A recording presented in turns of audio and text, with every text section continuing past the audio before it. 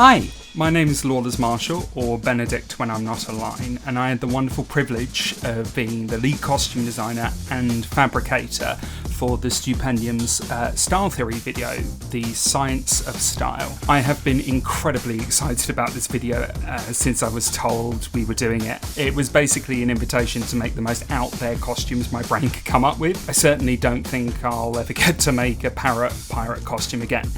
Well, maybe, who knows.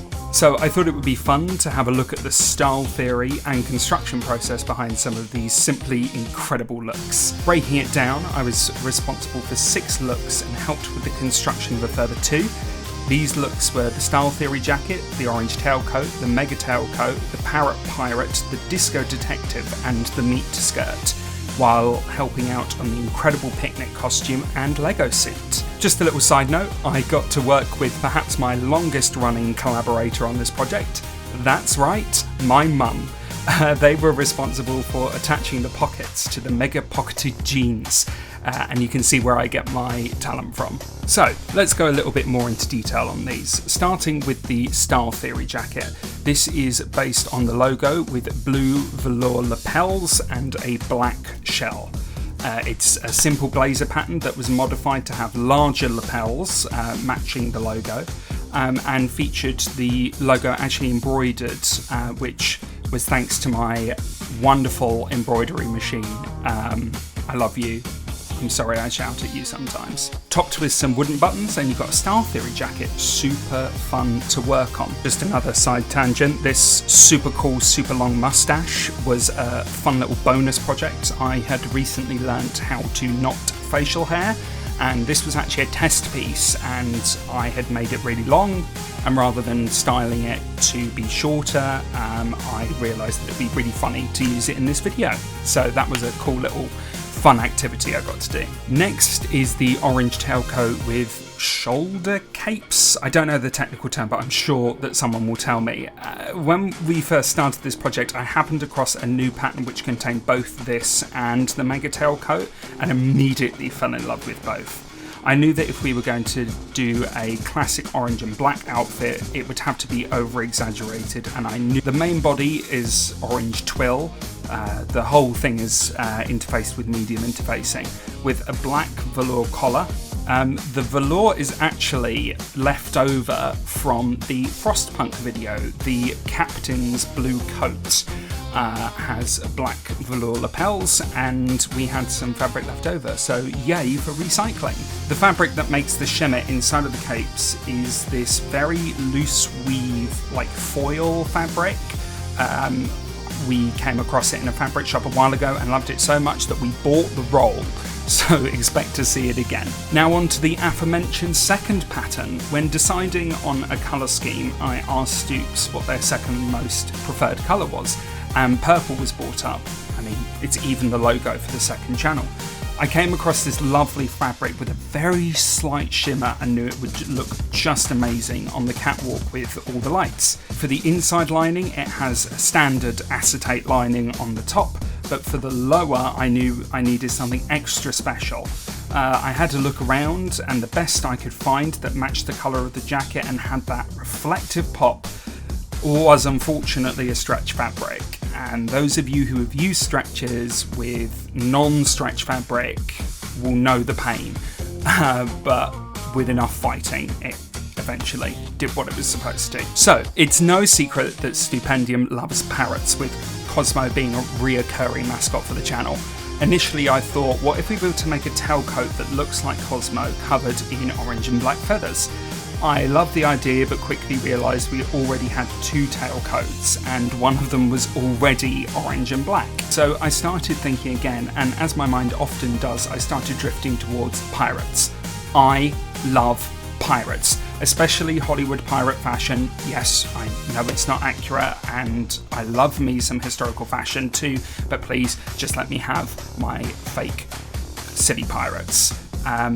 So I thought, hang on, what if it's a parrot with a pirate on the shoulder? And thus the macaw was born. This is a traditional frock coat pattern, with the shell being split in half to create an the red and blue bases for the feathers to attach to. The pleat extensions in the back were yellow just to give it that extra pop of colour as Stoops struts the catwalk. The hat was handmade in the same red and blue fabric, and while showing it to fellow costume designer Darcy, I realised that the front peak kind of looked like a beak, and immediately I knew what I had to do. So the front has a yellow fabric overlay, and then came the feathers.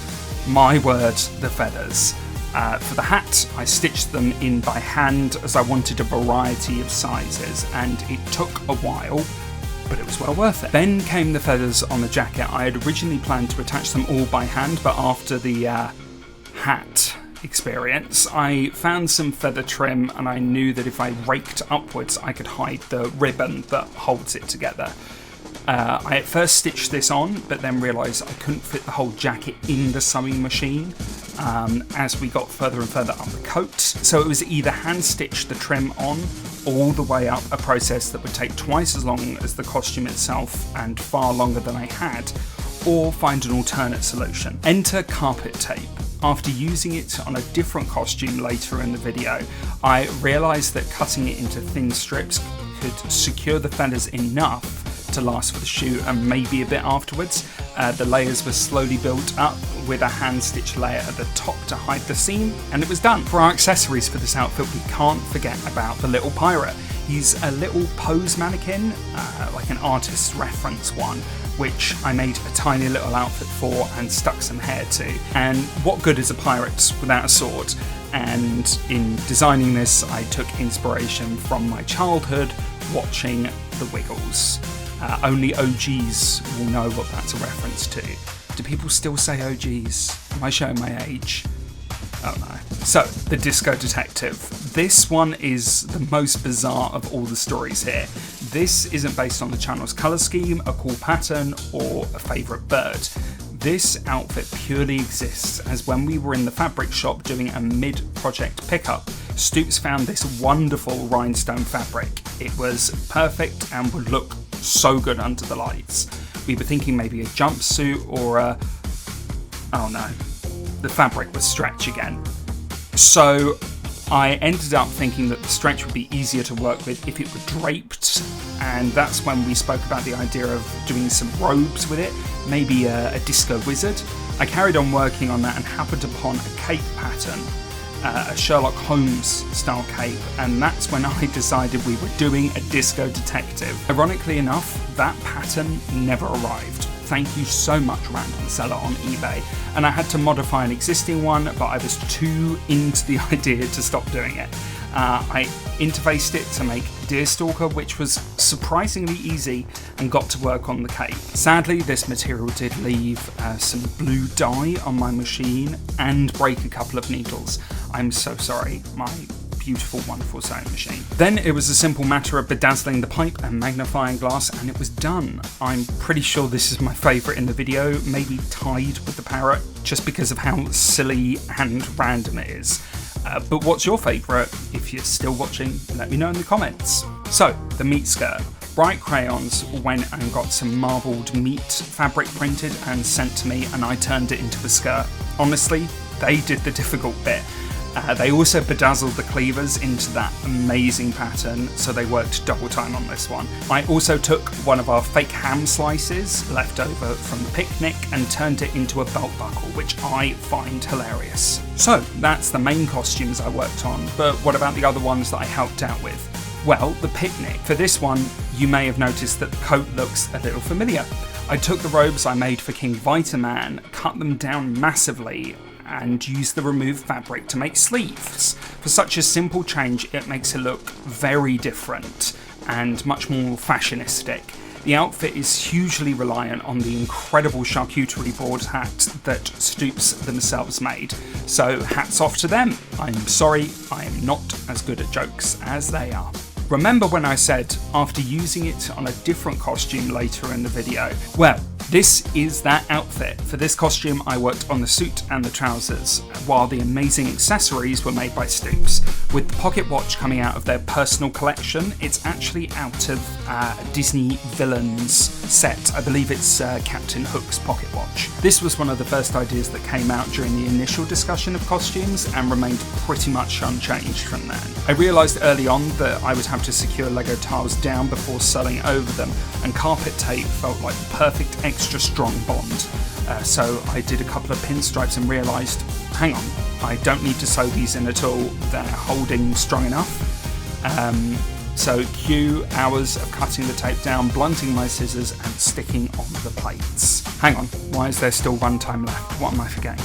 Oh yeah, the models. We thought for the video to look truly runway, we needed some models to join Stoops on the catwalk, meaning that for some of the looks we would need to have some backup costumes. For this, I knew I didn't have time to make everything from scratch, so we ended up hiring a lot of their stuff in.